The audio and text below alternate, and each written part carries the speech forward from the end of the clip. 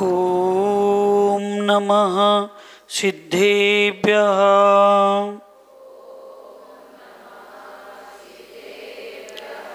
ओम नमः सिद्धेभ्यः।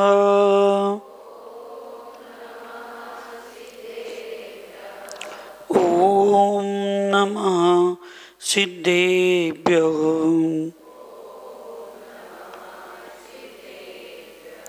मंगलम भगवान वीरो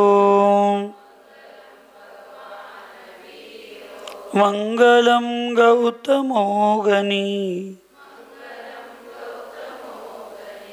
मंगलम कुंद कुंदा द्योहो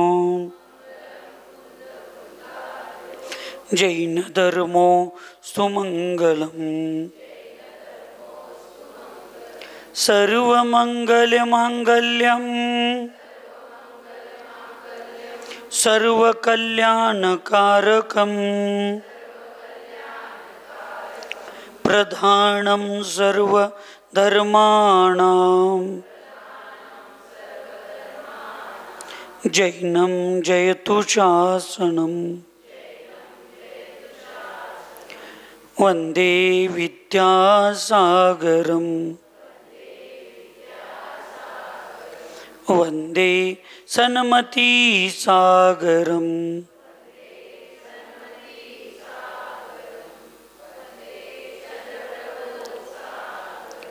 जय बोलो पंच परमेष्ठी भगवान की।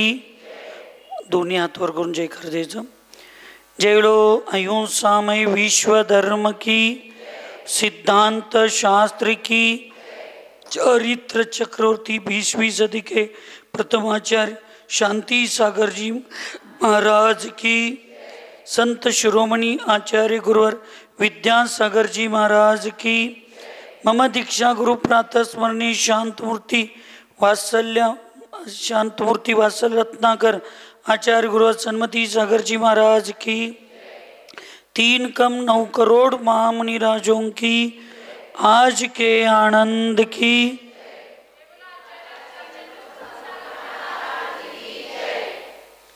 सत्वेषु मैत्रीं गुणिषु प्रमोदं क्लिष्टेषु जीवेषु कृपा परत्वं माध्यस्थभावं विपरीतवृत्तौ सदा ममात्मा विदधातु देवः सदा ममात्मा विदधातु देवः।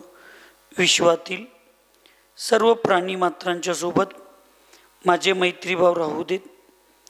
आपल्यापेक्षा गुणी व ज्ञानीजनांच्या प्रती आदर प्रमोदभाव राहू दे। दुःखी कष्टी जीवांच्या प्रती वात्सल्य करुणाभाव राहू दे व विपरीत विचारांच्या स्थानी माध्यस्थ समताभाव राहू दे, अशी मंगलमय भावना जिनेंद्र भगवंतांच्या चरणी करून उपस्थित सद्धर्म भविजीव। संघर्षमय जीवन का उपसंहार हर्षमय होता है।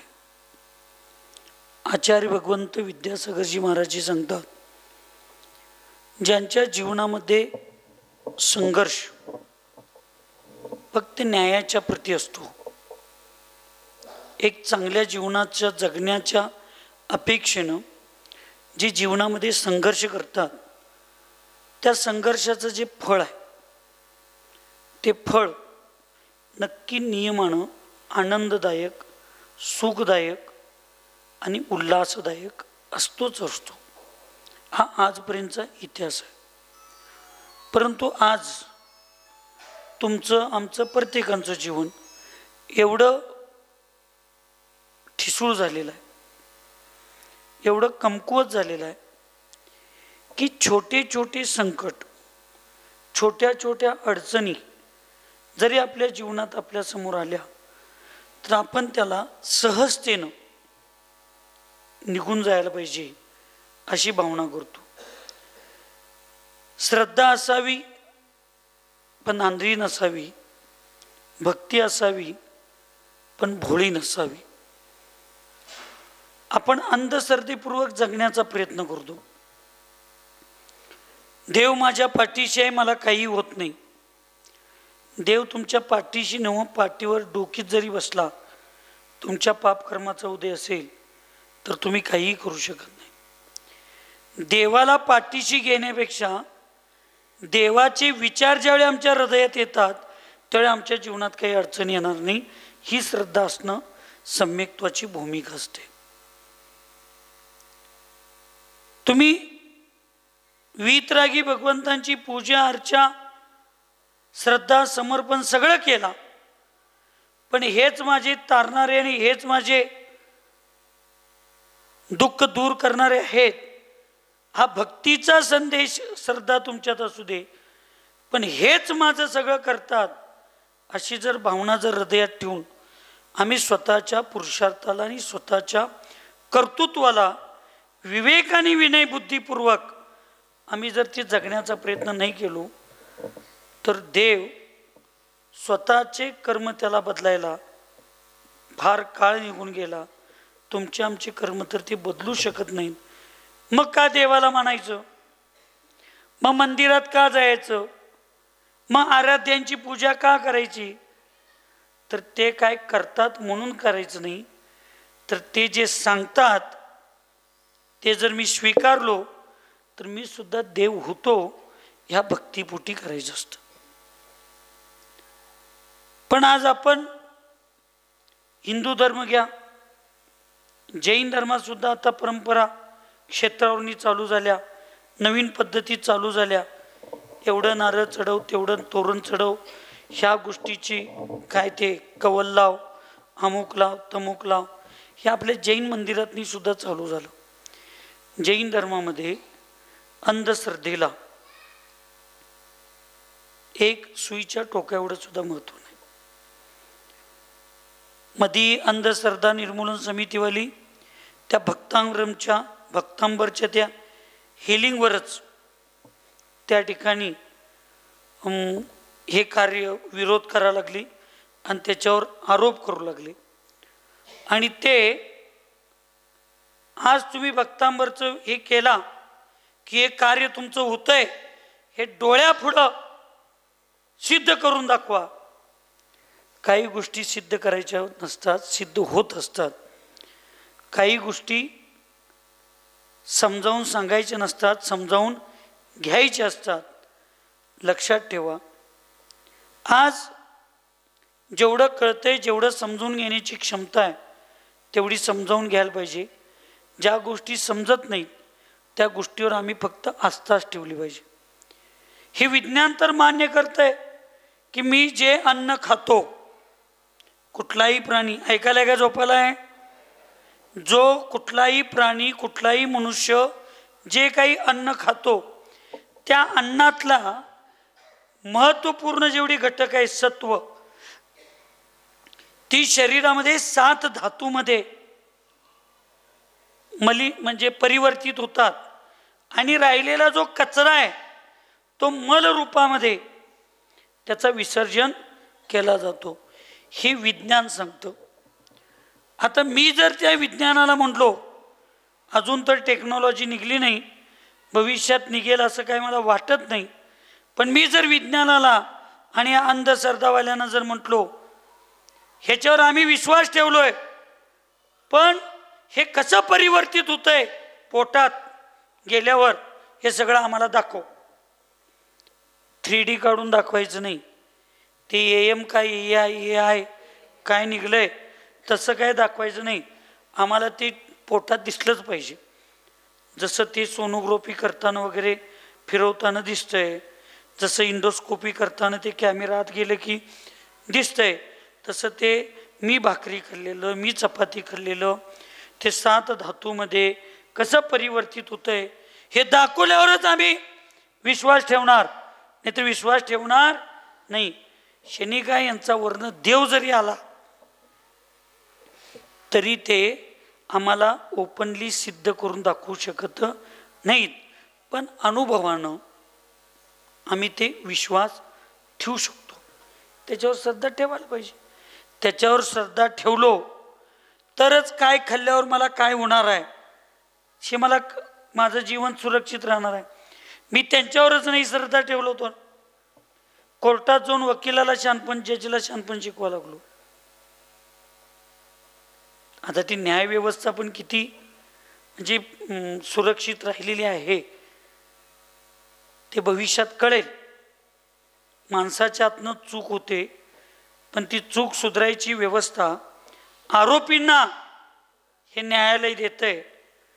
पण काही वेळेला अनावधानानं अशुभ कर्माच्या उदयात न्याय देणारे सुद्धा काही वेळेला जर चुकले तर त्यांना सुद्धा देव, धर्म, तिथे एक मोठा ब्रह्मदेव रूपी, कर्मरूपी एक ब्रह्मदेव बसलेला आहे.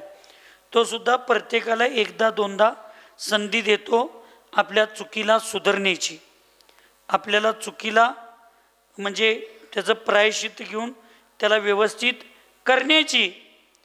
पण ते जर त्यांच्या लक्षात नाही आलं तर शेवटी कोण कोणाला तारणार नाही. आमचे परिणामच आम्हाला चुकीच्या दिशेला घेऊन जाते. म्हणून तुमच्या मुलांना, तुम्ही तुमच्या पिढीला, येणाऱ्या भविष्याला तुम्ही जे पैसा मिळवायचं शिकवा लागलाय, ते पैसा मिळवायचं शिकवण्यापेक्षा त्या पैशाला 1 रुपये कमी मिळव, पण तो न्यायोपार्जित मिळव. त्याला संकटाला सामोरे जायचं कसं हे शिकवा. गरिबी दूर करणं आमचं स्वप्न आहेच, पण ते दूर करत असताना ते येणाऱ्या गरिबीवर मात कसं करायचं आणि त्याला सहन कसं करायचं हे शिकवणं सुद्धा आमचं फार मोठं कर्तव्य आणि आमची फार मोठी जबाबदारी आहे. पण आज आम्ही ती शिकवत नाही. संघर्षच आम्हाला नको झालाय.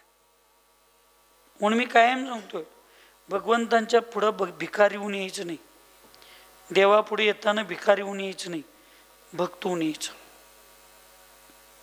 कर्तव्यनिष्ठ म्हणून यायचं, भावनिक होऊन यायचं नाही.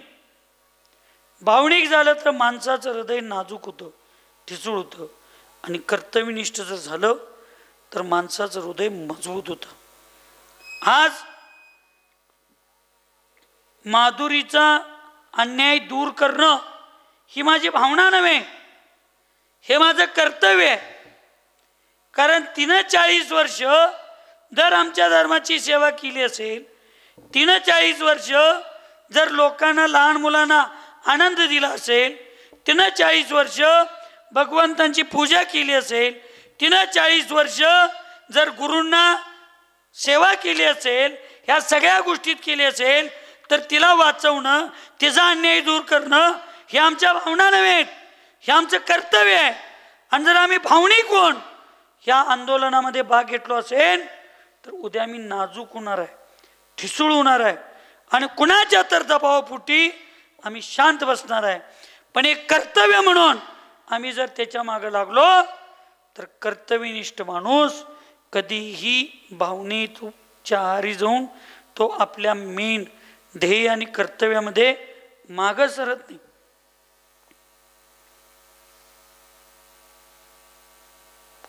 सरदार वल्लभभाई पटेल हे कर्तव्यनिष्ठ होते, ते भावनिक नव्हते, म्हणून त्यांना लोह पुरुष म्हटलं जातं. संघर्ष करायला ताकद लागते, संघर्ष करायला धाडस लागतं. आज जगातले बहुतांशी प्राणी योग्यतेपोटी नव्हे, धैर्यतेच्या अभावी ते स्वतःच्या जीवनात यशस्वी होत नाहीत. इथं बसलेल्यांच्यामध्ये मला धरून सगळ्यांच्यात कुणाच्यात भगवान बनण्याची क्षमता नाही असं कोण कोण आहे सांगा? ऐकू येत नाही. इथं वर बसलेल्यांच्यात कुणाच्यात योग्यता नाही मी दिगंबर मुनी महाराज बनू शकतो. तुम्ही पुढे बसलेल्यांच्यात कुणाच्यात योग्यता नाही मी आरिका बनू शकतो. सगळ्यांच्यात आहे. मग का होईना? धैर्य नाही, काय नाही, विश्वास आहे, श्रद्धा आहे, पण धैर्य नाही. हिंगणगावला आजीचा संलेखनाचा कार्यक्रम चालू आहे. ती आजी आयुष्यभर कष्ट केली, सगळं केली, साधू संतांची सेवा केली. ती आजी माझ्याबरोबर श्रवणबेळगोळच्या विहारात होती. मी ब्रह्मचारी असताना माताजींना घेऊन गेलो तेव्हा ती आजी आमच्याबरोबर एलोऱ्यापर्यंत माताजींची सेवा करताना आमच्या ग्रुपमध्ये माताजींच्या विहारात भांडी धुवायला होती. एक दिवस तिला सहज आम्ही चेष्टेत म्हणलो, तुझं काही इथं काम नाही तुझा.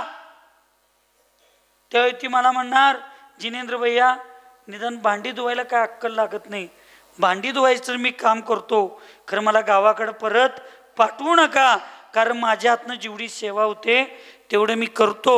म्हणून एकेका व्रती लोकांना, एकेका ज्ञानी लोकांना, एकेका साधूंना संलेखनाचे भाव झाल्यानंतर त्यांना मार्गदर्शन आणि वयावृत्ती करायला साधू मिळणार, पण त्या अंगुठा छाप अडाणी बाईला संलेखना घेतो म्हटल्याबरोबर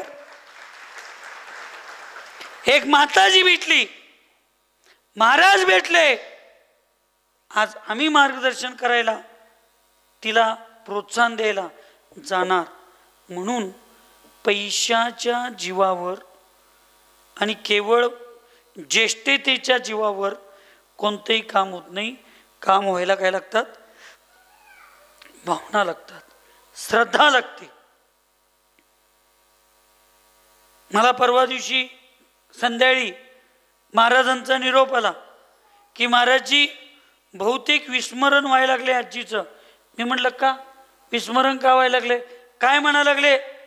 मला दुसऱ्या घरात घेऊन जावा, मला दुसऱ्या घरात घेऊन जावा. मी महाराजांना म्हटलं दुसऱ्या घरात घेऊन जावं म्हणजे मला स्वर्गाच्या घरात न्या. आता ह्या शरीराचा मला कंटाळा आलाय, मला आता हे घर सोडायचं आहे आणि नवीन घर.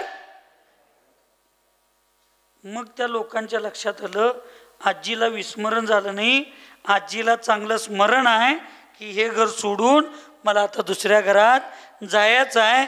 ही ज्याला जाणीव असते तीच समाधी करते. त्या आजीची समाधी करताना आता चातुर्मास चालू आहे.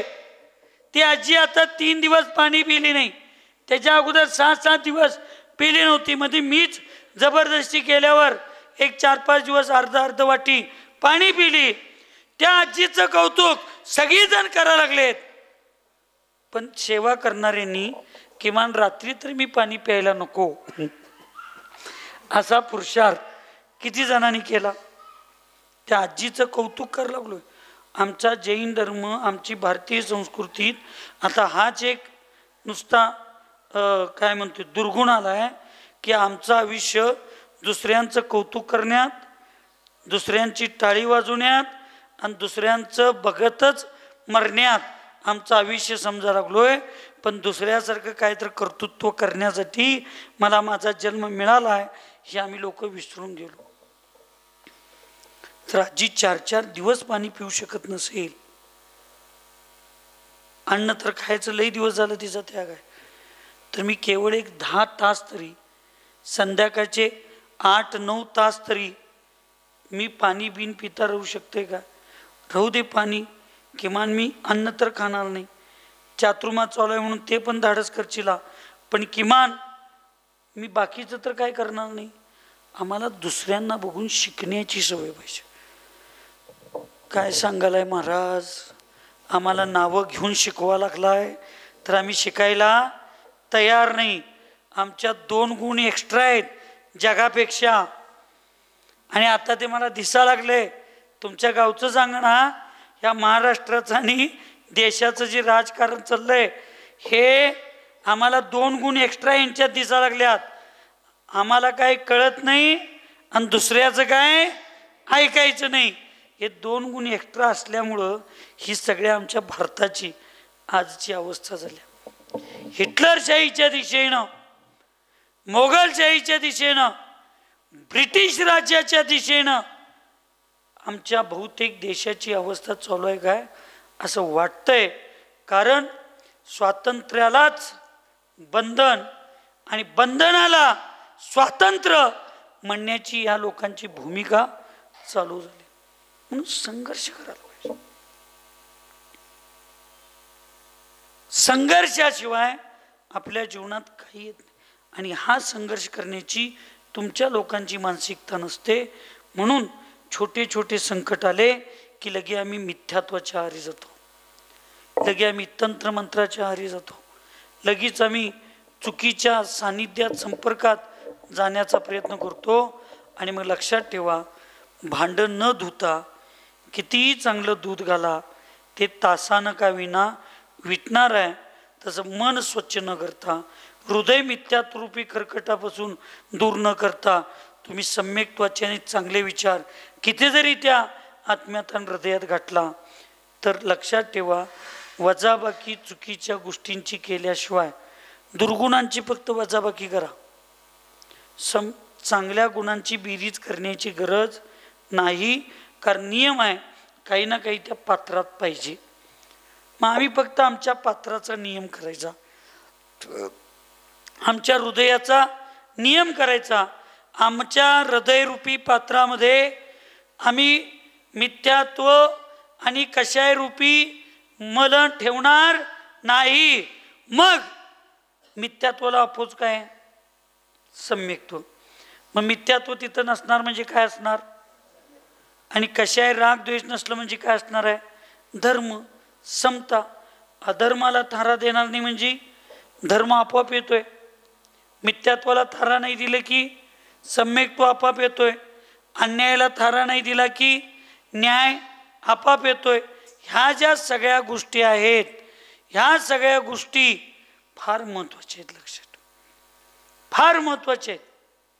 म्हणून आपल्याला ह्या नीती, या व्यवस्था, ह्या सगळ्या गोष्टी आम्ही समजावून घेऊन जगणं म्हणजे धर्म आहे. केवळ मंदिरात येऊन बसणं, केवळ देवाचं नामस्मरण करणं हा धर्म नव्हे. हे धर्माला सुरक्षित ठेवणारं कवच कुंडल आहेत. मी बस्तीला येऊ नका म्हणत नाही, कुठल्या देवाकडे जाऊ नका म्हणत नाही, कुठला धर्म करू नका असं माझं मत नाही. पण धर्माचं कवच कुंडल आहे. तुम्ही कवच कुंडलालाच काय समजा लागला? काय समजा लागला? माझं जीवन समजा लागला. जसं ती शेख चिल्ली लाकूड तोड्या ज्या फांदीवर बसला होता तीच फांदी तो तोडत होता. मग सुशांत सारखा एक शहाणा माणूस आहेस की नाही? शहाणा होय तर म्हण, नाही तर म्हण, आहेस की नाही? शहाणच राहायचं, अति शहाणं व्हायचं नाही आणि कमी पण शहाणं व्हायचं नाही. आचार्य सांगतात अतिविश्वास और कम विश्वास दोनों भी खतरनाक होते. शहाणच राहायचं, अतिशहाणं बिट्टू गेला काय देव? हां, अतिशहाणा जाई देव व्हायचं नाही. आणि कमी पण शहाणं व्हायचं. जेवढं गरज आहे, जेवढं अपेक्षित आहे तेवढं आपल्याला काम झालं पाहिजे. मग त्याला जाता जाता सुशांतसारखा एक माणूस जे दिसतंय सहज तेच सांगितलं, अरे तू ज्याच्यावर बसलायस तीच फांदी तोडा लागलायस आणि मग तू खाली पडशील. आहे म्हणला, लाकूड तोडे मी आहे काय तू आहे? ऐकायला काय झोपायला आहे? लाकूड तोडे मी आहे काय तू मी आहे? तू म्हणलं तू आहेस. मला जास्त कळते, तुलाही सांगू नकोस. ठीक आहे बस जा. तू गेला गेला एक असं थोडं अंतर गेला, ती फांदी तुटली, त्याच्याबरोबर ह्यो पण खुळायचा तुम्ही.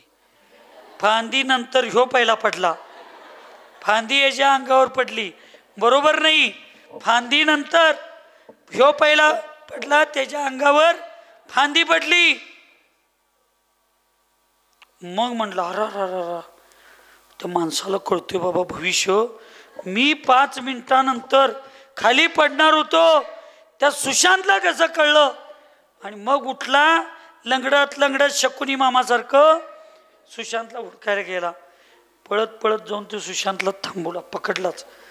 हे म्हणला तुमच्यासारखा ज्योतिषकार या जगात कोण नाही. का बरं बाबा का? मी 5 मिनिटानंतर खाली पडणार होतो हे तुम्हाला कसं कळलं? तो म्हणला अरे साधा नियम आहे, तू ज्याच्यावर बसला होतास ते तोड. हे नाही नाही नाही म्हणला, तुम्ही माझं गुरु, तुमच्यासारखा चांगला ज्योतिषकार या जगातला दुसरा कोण नाही. किती सांगितलं तर तो सुशांतला काही सोडायला तयार नाही. माझं पुढचं तुम्ही सांगा, मी किती कवा मरणार आहे सांगा, मी कवा मरणार आहे सांगा. आता सुशांत हुशार होता का बरं, वीरसागरांच्या तालमीत तयार झाला तो. तो हुशार पोरग ते. तो म्हटला आता याला किती समजावून सांगितलो तर ऐकणं म्हटला. आणि तिथलं काय केला, खिशातला एक दोरा काढला आणि तो दंडाला बांधला आणि सांगितलं ज्या दिवशी दोरा तुटल त्या दिवशी तू मरणार आहेस म्हटला. आणि ते पुढे गेला. बरोबर म्हटला. तू इथं प्लॅस्टिक कागद घालून आंघोळ करायला लागला. ते भिजलं तर दोरा कुजणार, कुजलं तर लवकर तुटणार म्हणून त्या दोऱ्यावर तो प्लॅस्टिक कागद घालला ते भिजू नये म्हणून. सगळं असं केला. आणि एक दिवस कर्मधर्म सुयोगानं त्याचं ते दोरा तुटलेलं त्याच्या लक्षातच आलं नाही. बायको म्हणली अहो तुमच्या दंडाचा दोरा कुठे गेला. अरे इच्छा मारी तुटला, मी मेलो म्हटला आणि खाली पडला. का सुशांतनं सांगितलं होता ज्या दिवशी दोरा तुटणार आहे त्या दिवशी दोरा तुटला म्हटला आणि मी मेलो म्हटला आणि खाली बसला. काय केल्यानं ते उठायला तयार नाही. कोण जरूर मी मेलोय, मी मेलोय, मेलोय. आता म्हटलं याला मेलं एक म्हणून कोण सांगितलं, सुशांतनं. परत सुशांतलाच हुडकून आणलं आणि ते सांगितलं. सुशांत सांगितला आता ते दोरा तुटला, तू मागला पर्याय तुझा संपला, तुझं आता पाप संपलं, आता तुझं सगळं कर्म संपलंय, आता तू चांगला माणूस होऊन जगणार आहे, तुझा नवीन जन्म झालाय, उठ म्हटल्यावर लगे उठून बसला. ही विनोदाची भूमिका तुम्हाला वाटली, पण लक्षात ठेवा ज्या फांदीचा आधार घेतोय त्याला तोडणारा शेख चिली सारखा मूर्ख असतो. तसं आज तुम्हाला आम्हाला हे मनुष्य जीवन, भारतासारखी संस्कृती, ही सगळी जी तुम्हाला आम्हाला मिळालेली आहे ती सगळी या फक्त धर्माचा आधार आम्ही पूर्वभावात घेतलो म्हणून आज आम्हाला हे सुख संपन्न ऐश्वर्य सगळं मिळालंय. हे व्यवहाराचं लक्षण आहे, हे व्यवहारातल्या गोष्टी आहेत.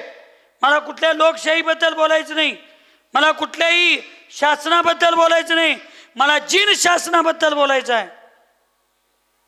तुम्हाला वाटतंय आम्ही मत दिलो म्हणून त्यांनी निवडून आले, हे लोकशाही आहे, पण त्यांना मत द्यायचे, तुम्हाला भाव झाले, हे त्यांचं पुण्याचा उदय होता, हे जीन शासन सांगतंय.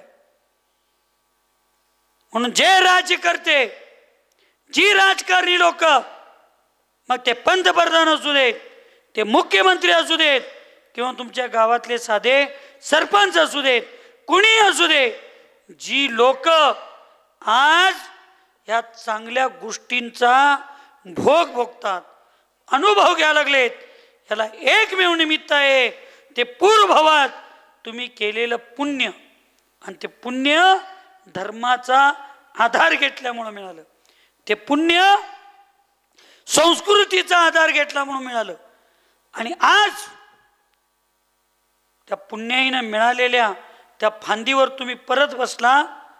आणि जर तुम्हाला अहंकार, मी लाकूड तोडे, मला कळतंय, आम्हाला राजकारण कळतंय, महाराजांना काय कळतंय, अरे तुम्हाला राजकारण फक्त दिसणारं कळतंय, साधू संतांना राजकारण हे न दिसणारं कळतंय. तुमच्यापेक्षा साधू हुशार असतात. तुम्हाला आता या 50-100 वर्षातलं राजकारण माहिती आहे. साधू संतांचा अभ्यास, साधू संतांचं ध्यान, त्यांचं चिंतन महाभारतापासनं, रामायणापासनं केलेलं राजकारण त्यांच्या समोर आहे. त्यामुळे ते राजकर्ते लोकांना सूचना देतात, तुम्ही असं वागला तर असं होईल, असं वागलं तर असं होईल. महाराजजी तुम्हाला काय कळते राजकारण, तुम्हाला काय कळते राजकारण, तुम्हाला काय कळते राजकारण. चंद्रपूर सागरला जेवढं राजकारण कळतंय तेवढं राजकारणात असणाऱ्या लोकांना कळत नाही. हे सगळ्यांनी अनुभव घेतलेत. तुम्ही साधू संतांना, चंद्रपूर सागर हे नाव मुद्दाम न घेतलो मी, साधू संतांच्याकडं सगळ्या प्रकारचं ज्ञान असते. राजकारणाच्या घटनेमध्ये राजकारणाची व्यवस्था जेवढी लिहिली नाही त्याच्यापेक्षा जास्त नीतिवाक्यामृत ह्या ग्रंथामध्ये हजारो वर्षापूर्वी आमच्या आचार्यांनी ते लिहिलं. कुरळ काव्य मी आज ओपन सांगायला लागलोय. कुरळ काव्य म्हणून एक काव्य आहे, ग्रंथ आहे. ते मुनी महाराजांनी आचार्यांनी त्या ठिकाणी त्याचं चिंतन केलं. ते कुरळ काव्य काव्य आहे. विद्वानांनी त्याला लिहिलं, स्वीकारलं.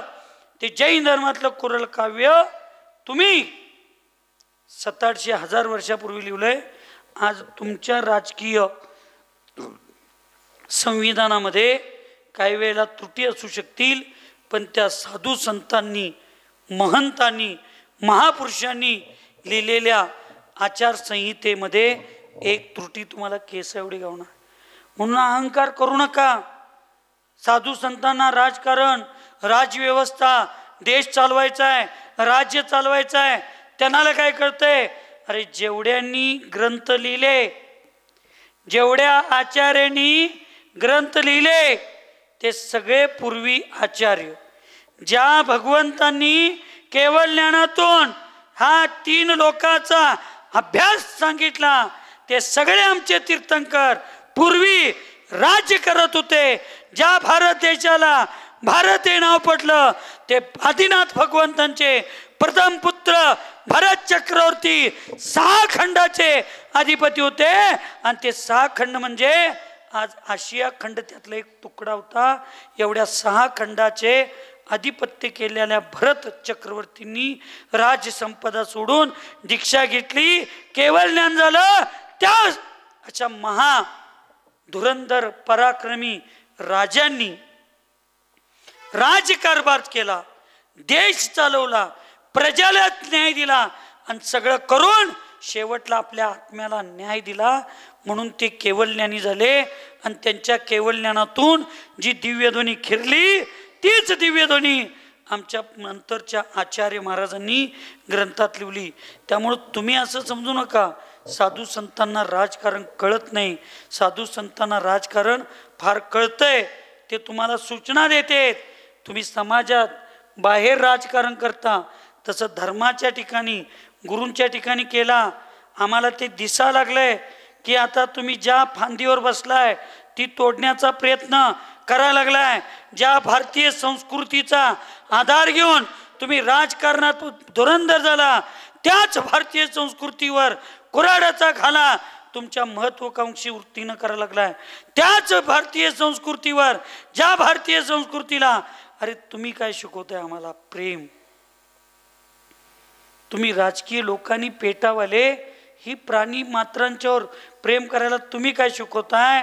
अरे ज्या हिंदुस्थानामध्ये तुम्ही जगताय, ज्या हिंदुस्थानाची, भारताची संस्कृती पवित्र आहे म्हणून आमचे नरेंद्र मोदीजी प्रधानमंत्री परदेशात जाऊन भारतीय संस्कृतीचा डंका पेटवा लागलेत. त्या नरेंद्र मोदींनी विसरलं काय? श्रीकृष्ण बासुरी वाजवा लागले तर वटलेल्या झाडाला पालवी फुटत होती. आटलेल्या गाईच्या स्तनातून दूध वाहत होतं. त्या महापुरुषांना तुम्ही प्रेम शिकवा लागला. आता त्या महापुरुषांच्या जवळ असणाऱ्या प्राण्यांना प्रेम मिळत नाही. हे तुम्ही मांसाहार, मी हे जे वाक्य बोलतो हे राजकारणी प्रधानमंत्रींच्यासाठी बोलत नाही. हे आत्ता बोलणार आहे ते वाक्य, प्रेम शिकवणारच वाक्य ते मी त्या पेटावाल्यांना शिकवतोय. तुम्ही किती जण शाकाहारी यायचा?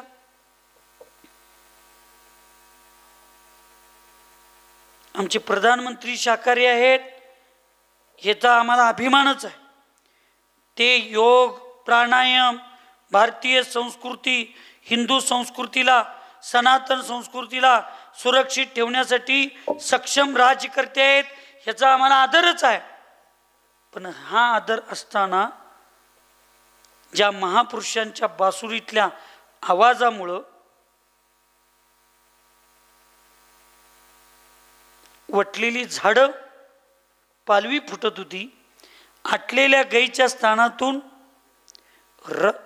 दूध वाहत होतं, त्या स्तनातून ज्या माळकरी वारकरी लोकांना तुम्ही आदर्श मानून ह्या सगळ्या गोष्टी राजकारणाच्या धर्तीवर करता, त्यांचे महान संत महापुरुष संत ज्ञानेश्वरांनी रेड्याच्या मुखातून वेद म्हणवून घेतला.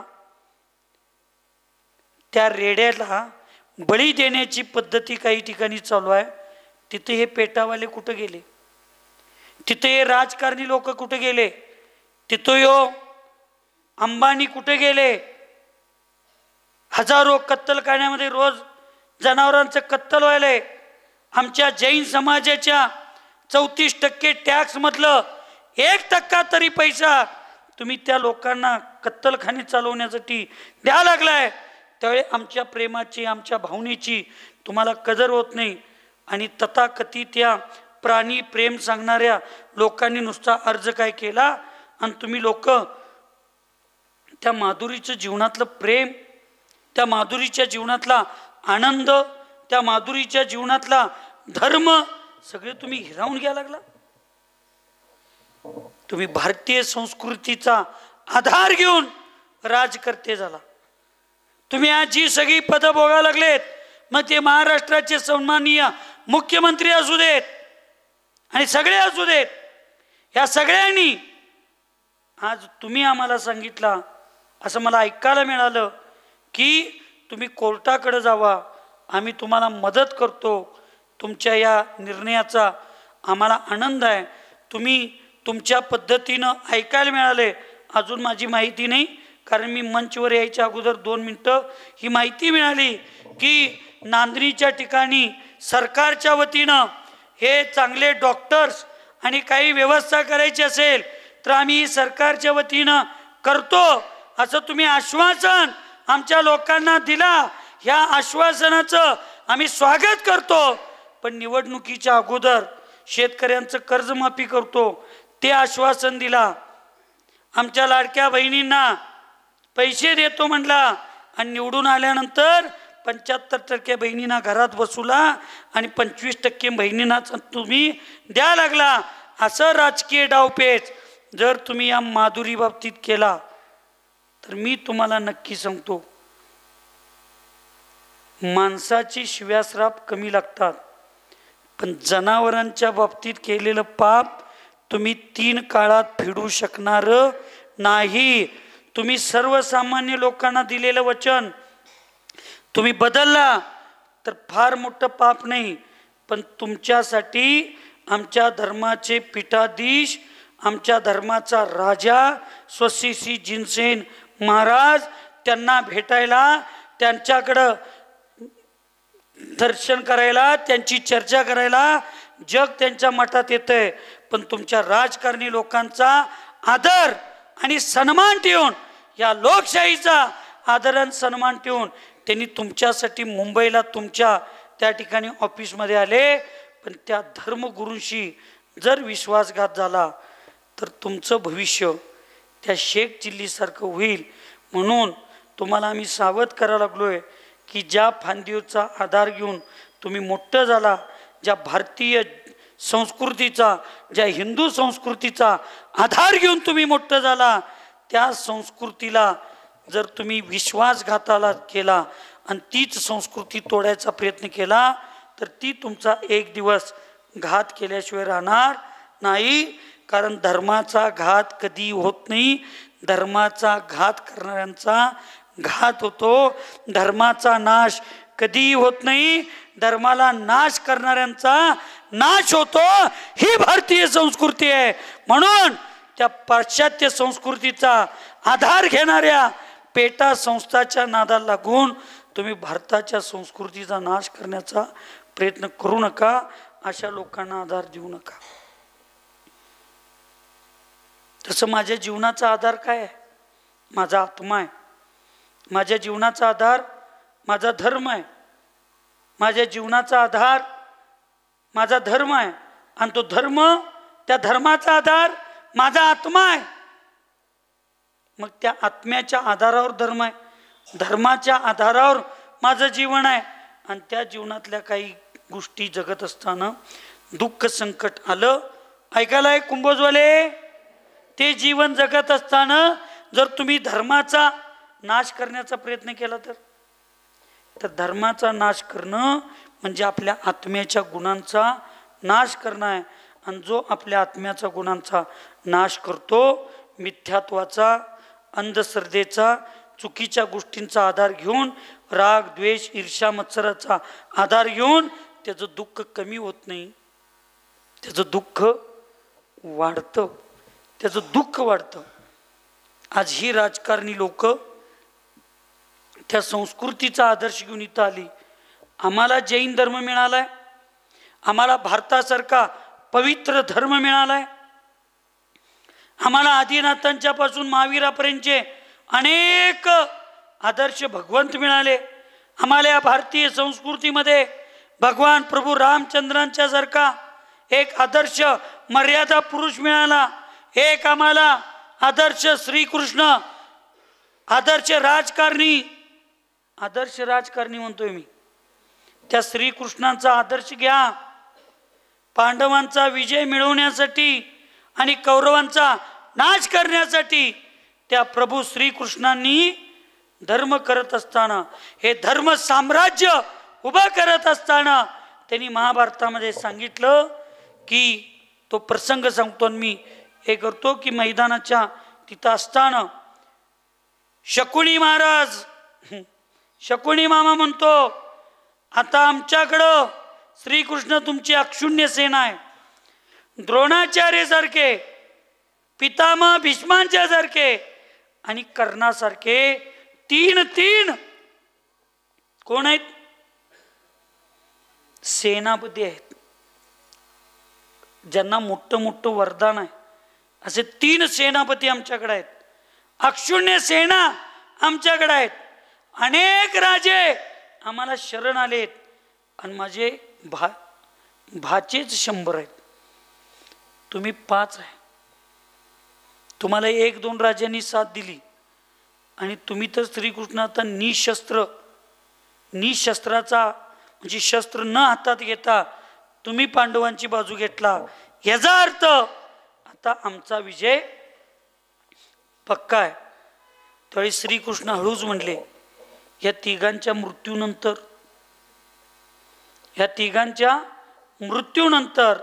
त्यावेळी त्या तिघांच्या मृत्यूनंतर म्हणल्यावर तर शकुनी मामा म्हणतोय, त्यांचा मृत्यू अधर्माशिवाय, छळ कपट केल्याशिवाय आणि अधर्माशिवाय होणार नाही. आणि तुमच्याकडे धर्माची बाजू आहे आणि तुम्ही अधर्म करणार नाही. त्यावेळेला ते श्रीकृष्ण हळूच म्हणतात, धर्म आणि अधर्माची व्याख्या क्रियेवर नव्हे तर ते करण्याच्या मागच्या अभिप्रायावर आहे. म्हणजे जर मी छळ करून ह्या तिघांचा मृत्यू नियमानं होणार. काय सांगितले श्रीकृष्ण? ह्या तिघांचा मृत्यू नियमानं होणार, कारण ह्या तिघांचा मृत्यूच अधर्माला संपवून धर्म साम्राज्य निर्माण करण्यासाठी ह्या तिघांचा मृत्यू अटळ आहे. आणि ह्या तिघांच्या मृत्यूसाठी मला छळ करायला लागलं तरी कळणार, कारण चांगल्या हेतून केलेला छळ सुद्धा त्याला छळ म्हणता येत नाही. चांगल्या हेतून केलेला अधर्म सुद्धा त्याला धर्मच मानला जातो. तसं चांगलं साम्राज्य निर्माण करायचं असेल, त्या चांगल्या साम्राज्याला निर्माण करायचं असेल, अन्यायाला संपवायचं असेल, अनितीला संपवायचं असेल, तर या तिघांना मरणं गरजेचं आहे. आणि या तिघांना मरण्यासाठी मला छळ करणं गरजेचं आहे, हे श्रीकृष्णाने सांगितलं. मी आदरणीय फडणवीस साहेबांना, मुख्यमंत्री महोदयांना मी सांगतो, या भारताच्या संस्कृतीमध्ये हिंदू संस्कृतीमध्ये 2च श्रेष्ठ भगवंत मानले जातात. एक राम आणि एक श्याम. एक राम आणि एक श्याम. एक भगवान प्रभू रामचंद्र आणि एक भगवान श्री कृष्ण. भगवान रामांनी मर्यादा शिकवली आणि प्रभू श्रीकृष्णांनी चांगली राजनीती अन्यायाच्या विरुद्ध शिकवली. आणि ते करत असताना थोडं सत्य तुमचं काहीही असू दे, आज तुम्ही आम्हाला सांगता तिथं जावा इथं जावा, त्याच्यापेक्षा तुमचंही सत्ता स्थापन करण्यासाठी तुम्ही काही गोष्टी जशा चुकीच्या गोष्टीसाठी तुमचं बौद्धिक कौशल्य वापरला, तसं चांगल्या गोष्टीसाठी सुद्धा आज एका सत्तेसाठी 5 वर्षाच्या सत्तेसाठी तुमची जर बुद्धी एवढं वापरू शकता, तर आमच्या माधुरीवर आणि भविष्यातल्या सगळ्या मुक्या प्राण्यांच्यावर प्रेम करणारे जे आम्ही लाखो अहिंसावादी लोक आहे, त्यांच्या हृदयरूपी सिंहासनावर तुम्ही मरूपर्यंत नव्हे, तुम्ही मेल्यानंतर सुद्धा जर तुमची सत्ता स्थापन करायची असेल, तर तुम्हाला तुमच्या विवेक आणि सद्बुद्धीचा वापर करून तुम्हाला आमची माधुरी नांदणीमध्ये पाठवलीच पाहिजे. तर ही खुर्ची, ज्या खुर्चीसाठी तुम्ही बुद्धीचा वापर केला, ज्या सत्तेसाठी तुम्ही बुद्धीचा वापर करलाय, ती सत्ता किती दिवसाची याची गॅरंटी नाही. कायद्याप्रमाणे 5 वर्षाची आहे, ती पण 5 वर्षानंतर परत स्थापित करावी लागते, त्याची पण गॅरंटी. आणि आजचं राजकारण कोणी छाती टुकून सांगू शकत नाही मी 5 वर्ष इथं आहेत, हे तुमचे अनुभव आहेत.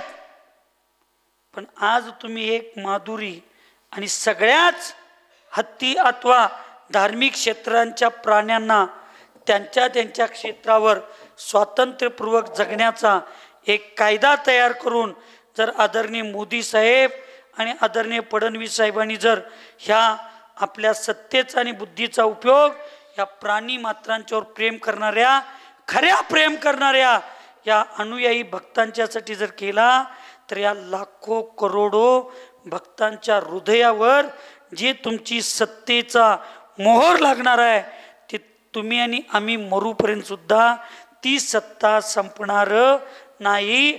आणि आत्म्यामध्ये स्थापन केलेली सत्ता शाश्वत असते, खुर्चीवरची सत्ता अशाश्वत असते. तर या सगळ्यांना न्याय देऊन तुम्ही चांगल्या पद्धतीची सत्ता स्थापन करण्याचा हा एक आमचा सल्ला नव्हे, ही आमची एक धार्मिक उपदेश तुम्हाला आहे, धार्मिक उपदेश आहे. आणि त्यांनाच नव्हे, या सांगली कोल्हापूर राज्यात जिल्ह्यातील बेळगाव जिल्ह्यात सगळ्या राजकीय लोकांना माझा सल्ला आहे, तुम्ही एकदा सत्यासाठी, धर्मासाठी, अन्यायाच्या विरुद्ध तुमच्या सगळ्या लोकांना, राजकीय लोकांना खरं महत्त्व पटवून तुम्ही देणं गरजेचं आहे. आणि हा संघर्ष एका हत्तीनीच्या स्वातंत्र्यासाठी, तिच्या धर्माच्या आनंदासाठी आपल्याला एवढा संघर्ष करावा लागत असेल, तर आपल्या आत्म्याच्या स्वातंत्र्यासाठी फरक एवढाच आहे, लक्षात ठेवा. आज आमच्या हत्तीनीला वनतारात ठेवलंय. माझा एक प्रश्न आहे, वनतारात ठेवलेल्या माधुरीला तिथं आज खायला चांगलं द्यायला लागलेत असं त्यांनी म्हणा लागलेत. ते सगळं चांगलं मिळालंय, त्याला तुम्ही सुख मानताय? ऐकू येत नाही. त्याला आनंद मानताय? नाही ना? का बरं? बस तसं तुमच्या आत्म्याला हे कुंभोजसारखं चांगलं गाव, खाया प्यायला नसावं खरं कुंभोजसारखा नवरा,